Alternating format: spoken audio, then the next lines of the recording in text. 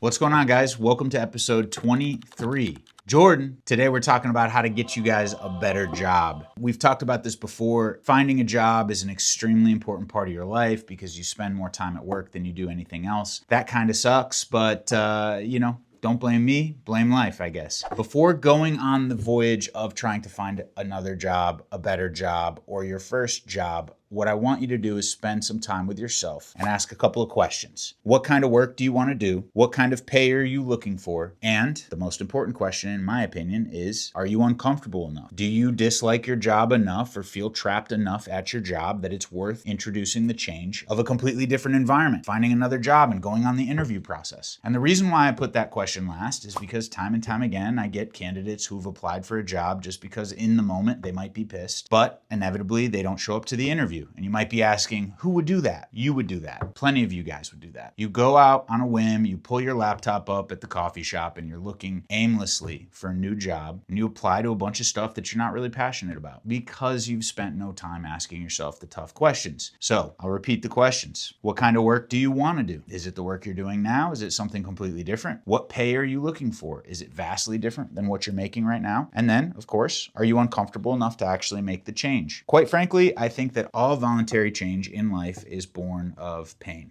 In order to willfully make a change in your life, which is uncomfortable, then you've got to be running from a discomfort greater than the discomfort of change. And a lot of you guys aren't ready for that yet. You might not like your job, but for right now, it's comfortable. And if that's the case and you're really not looking for something, maybe this video isn't for you. But let's keep it moving. The biggest thing that I see when people are unhappy at their current place of employment is they forget that they've willfully entered into a contract. If you hate your job, at some point in time, it becomes your responsibility to fix it, or I should say it's your fault. Because if you continue to stay in a place that you don't feel appreciated, you don't feel like you have the upward mobility, and you're not happy, and you do that every single day, you have no one to blame but yourself. You didn't try hard enough, you didn't look hard enough for a new job, you didn't spend enough time trying to figure out what it is you're supposed to be doing with your life, and it stops becoming the employer's fault that your job sucks, and it starts becoming your job, your responsibility that the job sucks. I would say that if you're on the job quest for about 6 months, you're probably not looking hard enough and you're going through the interviewing process by just checking a box and doing the bare minimum. And we're going to talk about some strategies and how to set yourself apart, what you should really be looking for, and how you can differentiate yourself in a market that's really not fair. But hopefully we can get you there. Better jobs don't go to better people. They go to people who stand out. I've seen this a million times in my life. Better jobs go to the worst person. We live in a world that's filled with nepotism. And for those of you who are not familiar with nepotism, it is when you select family or friends for positions in high places over the people who might actually work hard enough to earn that spot. That's just the way the world works, and I can't fix that for you. I can't talk to an employer for you and let them know, hey, you need to be fair and equitable. Let's be real here, guys. The world is an unfair place. People are picked with favoritism. There's racism, there's ageism, there's sexism, and that's all going to transpire when your name comes across the desk for a new potential employer. How you prepare your resume, how you interact with that potential employer is going to be your best bet to overcome whatever adversity you can't see. And you can't see it because they're not going to tell you, but they all do it. The job market is not fair. Quit trying to play by the rules. You're going to have to break a couple of them to set yourself apart. You need to be prepared to go above and beyond, which is something that if you're not doing in your current job is going to be foreign to you. You don't get paid for effort. You get paid for being hard to replace. Setting yourself apart with your abilities, learning new skills, and thinking outside the box at your current employer is going to make you invaluable to the organization and too painful to replace. That should be a goal for every one of you, even if you currently hate your job right now. The most important thing you can do is make yourself irreplaceable. And you do that by solving problems. You do that by bringing a positive attitude and setting in motion the habits that are going to set you up for a successful life and a healthy destiny. If right now you're sitting here and you're saying, yeah, I'm looking for a new job. I don't need this Yahoo talking to me about good work ethic or positive habits to set in motion. I suck at my job because I hate it, right? There's no in between. You're literally setting up your destiny to make sure that you suck at the next job. And any job that you think you deserve, which pays you the magical figure, figure. With the wrong attitudes and the wrong habits, they're not going to keep you for long, and you're probably not even going to get a chance to walk through that door. So let's get that all fixed first. If you hate your job today, the only thing you can do about it is find a new one and make sure that you're a badass who can earn a new, better job. Right now in life, maybe even in your own company, there are people with less experience and less skills that are making double what you make right now. And you have to figure out why. You can sit here and you can complain that the world is a broken place. And I'm going to show you a clip right now that will give you a great example of that. But you can sit here and be angry because it feels good to be angry. But afterwards, you got to do something about it. If you don't do anything about it, it's on you. Now we're going to play the clip. How about I interview you and I give you a job? Would you move to Fort Lauderdale? Ooh, man, that's Florida. Sure, why not? Would you move to Fort Lauderdale? Sure, why not? How about you and I document this? After this, you come, I do an interview with you, and I give you a job. And let's see what you do 90 days later. Okay, and I'll look up your company and all that kind of stuff, and I'll see it. But you like, see what just happened regardless, right there? But Mike, watch what you just did. Sure. You just said you applied to 477 companies who's not gone back to you. Yeah. A business owner who's hiring aggressively just made an offer to you. You said you're willing to move. Then you said, I'll look at it. You became selective. I didn't say I look at it if you'd let me finish my sentence. Go ahead. I want to hear it. I would like to look into your company to see exactly what you guys do. You would like to? Because I don't know what you guys do. Okay. So as far as I'm concerned, I may be wasting my time going. If you guys are a finance company, if you guys are a bank or something like that, I don't have the certifications, I don't have the degrees. So even interviewing me would be a moot point. What if I gave you a job, period, to work 80 hours a week? Would you take it? And I paid you a reasonable wage. Are we talking a livable wage or a reasonable wage? What do you make whose right version now? of reasonable are we What do you talking make about? right Your now? version of reasonable or my version of But reasonable? you see, so now, for me, what I'm noticing from you is I need specifics? No, not necessarily. No, most of the people I hire need specifics. The difference is I'm trying to hire them. In this instance, you're trying to get a job and you're being selective. It's going to work against you. I mean, I'm not trying to get a job. Originally, I was My trying to offer is ask you off where the the table. moral felt. My offer is off the table okay, that's because fine. you're going to be difficult to work with. Okay, sure. But my question was, where is my moral failing? Like, where is it that you are saying that I am not working hard enough and I am not doing I just enough? experienced it right now because the way you just handled this situation Got it. here So I should was- accept anything No, that somebody it's not- gives me not at at first all. blush No. if it is a guaranteed thing. No, not necessarily. I agreed but- to I agreed to do your interview. I agreed to be interviewed by yeah, you, and you but- agreed to consider me for hiring. Yeah. So therefore, I am taking that opportunity. I've chosen to. But because I am asking you for specifics, your immediate reaction is that, oh, well, you're trying to be picky. When I'm not. I'm asking specifics. You could have simply I said I need to look up your company. That's all I you could have said. said is, I'm willing to have the interview. And I Right, did. You would have had the interview. And I did. No, you said it depends. I said, don't yeah, know. sure. Let me look. Yeah, Let me do sure. all I this would other look stuff. into your company. That's all I said. I appreciate you. Thank you, James.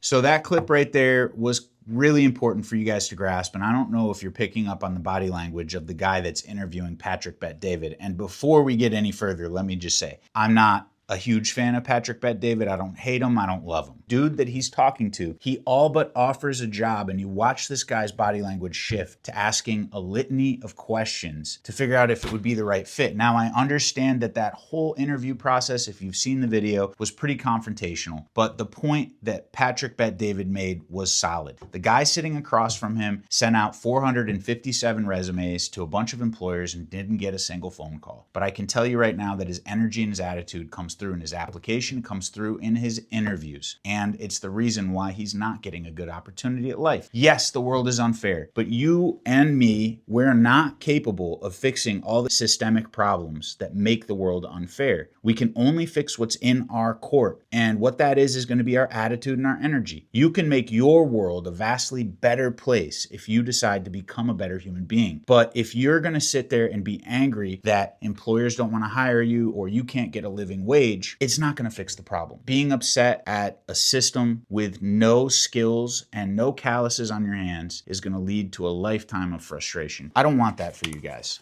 Most people, when they're looking for a new job, they spam resumes, meaning they apply to as many jobs as they possibly can. They don't read the job description. And quite frankly, I understand why. You don't want to get your hopes up for a job that you really like, only to find out that they won't even call you. But here's the deal, guys. The uncomfortable work is the just work to do. Reading through the job description to figure out if you would even want to work there is a super important part, but it goes back to those 3 questions. What kind of work do you want to do? What kind of pay do you want to make? And why are you really trying to leave? Are you that uncomfortable. And if you've answered those questions for yourself, chances are when you read the job description, you'll figure out right away whether or not it's the job for you. They click the easy apply process. They go through Indeed, and absolutely I'm going to slam Indeed on this because they've made applying for jobs so easy and non-committal that it makes everybody cornflakes. Cue the picture of cornflakes. That being said, I think it's too easy for people. And I think that back in the day when you had to walk into a place of business and ask if they were hiring, it was a much better process for the candidate and for the employer because you went above and beyond and you put yourself in the realm of discomfort to go and try and create change for yourself. And now with Indeed, I can sit down at a coffee shop and in about an hour and a half with very little effort, send out my poorly built resume by Indeed that I slap together with the least possible amount of effort. And then I can feel like I've done something. Oh, there you go, man. I've been miserable this whole time, but one of these 100 applications that I just filled out is going to call me and change my life. Wrong. I'm supposed to change my life, and you're only going to get to do that through effort. Real talk, if 500 people can do what you're doing, if your skills are simple, and there's nothing wrong with that, but if 500 people can do it and you're not going above and beyond, you're literally applying to a lottery. The chances of you getting called are slim to none. And here's how you're going to have to set yourself apart. Read the job description. Think about it. Apply for the jobs that fit your skills, or apply for the jobs that don't quite fit your skills. They're a little bit of a stretch, but you know that you can figure it out. And those generally will come with the pay increases. Write down the jobs that you really liked. You can dream of working there. You can think about it, and it seems like it's bringing fulfillment to your future. Write those companies down. And now it's time for you to do the follow-up. You're calling every single one of those businesses the day after or even the day of your application. You're going to sound a little bit like this.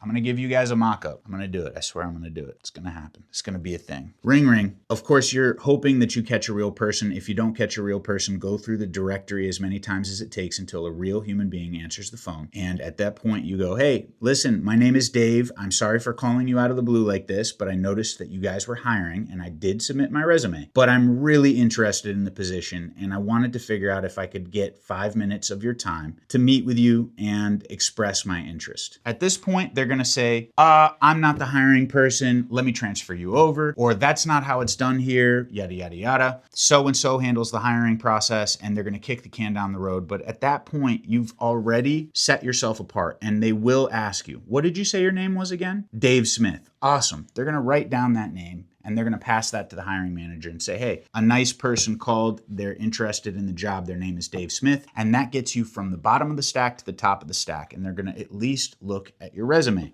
But your resume is trash. So what does that mean? They're going to look at it and go, psh, no thanks. Here is what you need to do to make sure your resume is effective. And for the love of God, keep it to around 1 page. No more than 2 pages. List your jobs in order of when you had them. So the newest job is at the top, the oldest job is at the bottom. Do not list every job you've ever had. Make a couple of different versions of your resume, highlighting your abilities depending on the types of roles that you're applying for. If one of them is operations and one of them is sales, then you need to have 2 versions of your resumes out there to try and tackle both of those opportunities that are in front of you. List your education, degree, and school. Here's a big catch for you guys. If you're watching this video and you're a little bit older and you're worried that they're looking for someone younger, do not put your oldest job on there. Do not put things on there that date you. I think this is a good general practice for just about anybody. If you're in your 40s or 50s, your potential employer is probably looking for somebody younger, and that's going to put you at a disadvantage. So if you put that you graduated high school in 1982, they're getting an idea of how old you are, and I don't want you to do that. Put the school you went to and the degree that you got. Graduated from USF with a degree in marketing, but do not put the year. Do not go listing every single job on your resume to make it 5 pages long. You're killing too many trees. And beyond that, no potential employer is going to read all of these jobs that you worked at to look for the applicable experience. It's not going to happen. At worst, employers are looking for somebody that their last job aligned with perfectly because they don't want to have to train you and they're hoping that you can come on there and just take off running without any extra effort. But that's not how it works. They certainly don't want to see all 27 jobs. So again, don't date yourself. Do not overwhelm the employer with a 4-page resume. Keep it to 1 page, 2 max if you're indecisive, but I promise you, you can probably simplify the resume and keep it to 1 page. Do not rely on Indeed to make your resume.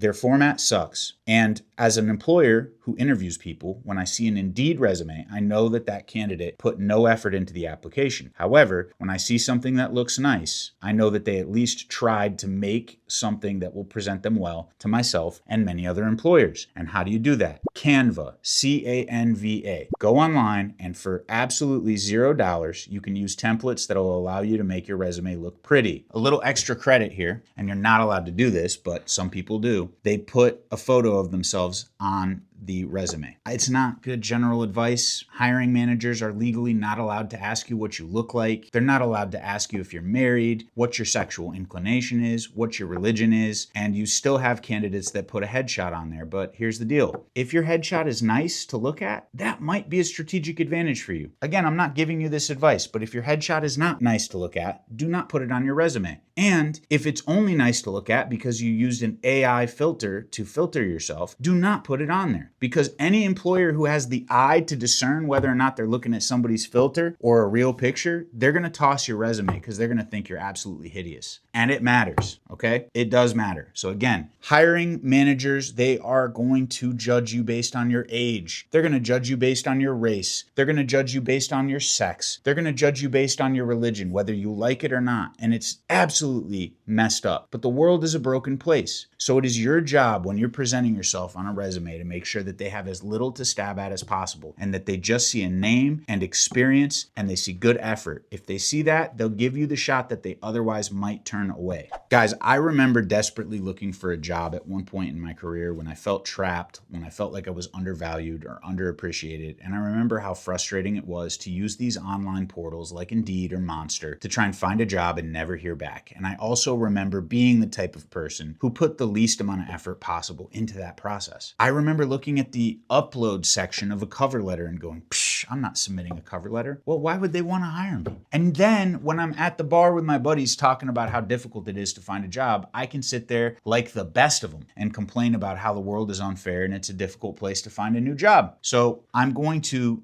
give you guys the advice that I, myself, when I was younger, didn't use. Write a cover letter. And you might be asking, what's a cover letter? It's basically like a mission statement. You're writing it as such. My name is Anthony. I saw your job listing and X, Y, and Z job seems like it would bring me a great deal of fulfillment. I really would like to work with you guys and we align here and here and here. Hope to hear back from you soon, etc. And for those of you guys using AI nowadays, you can have it generate you a cover letter in short order, but please don't just copy and paste that cover letter from ChatGPT because we are all getting better at identifying something made by AI versus something made by a human being. Put your personal touch on it. It doesn't take much time. And if it's a job that you wrote down that you really think you want, then it's worth the extra effort. And it's certainly worth you picking up the phone and making the call. We're going to come full circle here and say that if you're not putting any effort in, you're not networking, you're hiding. If you're just putting the bare minimum in and clicking apply and uploading the same template for your resume and no cover letter, you're just putting in the bare minimum required so that you can complain to your mom and dad that you've tried to find a job but just can't seem to catch any luck. The truth of the matter is that jobs are often filled through referrals. It's not what you know, it's who you know. And conversations. It's who you can talk to and visibility. And so when we talked about the resume tips, keeping it simple, making it look nice, not age dating yourself, and picking up the phone and calling the employer, you're giving yourself your best shot. Because referrals are pretty much out of reach for all of us. If you don't know somebody at the top, you're not going to get that job if that's how that was going to roll. But for the jobs that are out there that don't require a referral or nepotism, picking up the phone, driving out of your way to go walk through the doors of the employer and shake someone's hand is a great way to set yourself apart, and that's exactly what you need to do. At this point right now, we can expect that probably 80% of the volume of resumes received by Indeed postings are pretty much people just half-assing their way through it. They're not actually intentionally trying to get that job. And oftentimes when I talk to a candidate and I explain to them the job, they lose interest because they didn't really know what they were applying for. That's missing the plot entirely. And I want you guys to be more intentional about this so you can have a better opportunity and therefore have a better life. In some cases, when you apply for a job, if you Google the company and you find them on LinkedIn, you will be able to figure out who the hiring manager is and message them directly. You can walk into the places, yes, it still works, and you can follow up like a professional. If you have an email, it's totally acceptable for you post-interview to reach back out and thank them for their time. All of these little formalities may not make the deal happen for you, but they might set you apart, and it might be the thing that tips the iceberg for you guys to secure that better job. For those of you guys looking for a more highbrow job, you are, let's say, a sales professional, a tech professional, what you need to do in order to set yourself apart is go above and beyond in a way that utilizes technology to your benefit. So what I've done before to land high value clients is I'll make a selfie video. I'll thank them for allowing me to participate in the bid. I'll post stuff on LinkedIn, and I'll make a YouTube video or something that when they open the email, they get to see exactly who I am and how I carry myself. Now, that's uncomfortable, and I spend a lot of time in front of a camera. You could say that it's a lot easier for me to do something like that than it is for you. However, even before we started this podcast, and even before I was doing what I'm doing right now, I utilized that, and yeah, it took me 25 takes, but I utilized that to set myself apart. I don't want to leave it up to the hiring manager to judge me based on my name and what limited experience I share on my resume. I also want them to see my body language. I also want them to see the smile on my face and look into my eyes, because when they see a real human, it's a lot harder to turn them down than somebody who's just a name or just a plot of data in the stack. A lot of these highbrow jobs, they're looking for results-driven expertise. We already talked about simplifying the resume and cutting it down to one page. One of the things that you might want to do is create a bullet point list of the things that you accomplished as a data point. If your last job you were operations manager at a warehouse, you need to talk about how much you saved on materials, and you need to talk about how many shipments you were able to put out in a 3-month period. Do it as a bullet point. Please do not write full text paragraphs in anything other than the cover letter. The resume should be easy to read and results driven so that you can not bombard the hiring manager with information they didn't ask for. Make it punchy, remove the fluff, keep it simple, and show the people that you mean business, especially if you're looking for a more technical job or a results-driven job. They want to see the results. They don't want to see wishy-washy paragraphs about how amazing you were. They don't necessarily want to hear about all your accolades. They want to hear that you drove sales growth by 24% and you executed this program which increased efficiency by 15%. Make it analytical. As we wrap up this video, I want to remind you guys about being intentional and having conversations with yourself about what it is that you want from life. Only if you're able to have that conversation with yourself are you going to be able to actually see the opportunities that you really want and get after them. Be intentional. Don't just apply to 100 jobs. Find the 10 that you like the most, and don't be afraid to put a little extra effort in. You're still going to have your heart broken because 9 out of 10 of those jobs are going to not call you or not hire you after the first interview. But maybe the 1 out of 10 was the favorite job that you've ever applied for and turned your life around in a way that you can't even imagine. And all it took was a little extra effort. Contact people, pick up the phone, visit the office, find the hiring manager. Be a bit of a dork. Go above and beyond to figure out exactly who you'd be working for and reach out to them. Show proof with your work. Show that you've been somebody that's disciplined. Show that you'll be somebody that's an asset to the team. It's what people are worried about. Employers aren't necessarily worried that they can't hire someone or can't try to invest in somebody. They're worried about the person who comes and brings baggage, who brings problems, their personal problems into the workplace. They're getting into arguments with other coworkers. They're suing the employer because they slipped and fell. They're worried about people who are going to bring drug problems into the office. These are some of the biggest challenges that I've dealt with is addiction. If you're struggling with alcoholism and you can't keep it together, when you come through my doors after 2 weeks smelling like alcohol, it becomes horrible. It's a nightmare situation. I'm still going to see the human value in you, but I can't allow somebody to bring their problems to my door that actually takes value away from the rest of the team or potentially the company in the big picture. Employers are worried about wasting their own time and their effort, and it's your job as an applicant to show them that you're made of the right stuff. So I guess in closing, guys, I'm going to say to you, if you want a better job, become the obvious choice for them. Make the job easy. Eliminate the distractions that are going to prevent you from getting any attention whatsoever. Don't let them judge you before they've had a chance to meet you. Make your resume clean and presentable, impactful and short, and go out of your way to show a little extra effort. It's the best chance you've got. And if you are in a job that you're not happy about right now, figure out why. Because maybe you can turn it around now. The job that sucks maybe sucks because you're not happy. And if you're not finding happiness or fulfillment, that's a much bigger problem than who cuts your paycheck. As always, guys, we appreciate you showing up. And if you like this content or want to see more of it, hit the subscribe button below. Drop a comment if you got questions. Use the number down below to call and give us a real world example of what you're going through so I can try my best to help you out. Have a great day.